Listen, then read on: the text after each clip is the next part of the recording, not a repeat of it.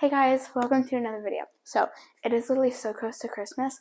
So today I'm going to be showing you how to make a chocolate peanut butter pie. It has an Oreo crust, peanut butter filling, the best. Let's get started. So first we're going to be starting on the crust. To a food processor, we're going to be adding a lot of Oreos.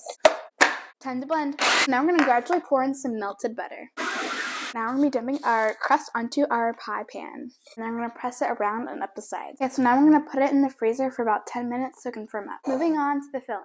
To our bowl, we're going to add in some softened cream cheese and peanut butter. Now we're going to whip it up.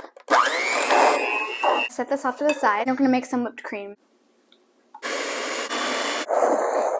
the peanut butter mixture, we're going to add in some powdered sugar and some whipped cream. Now it's time to mix everything together.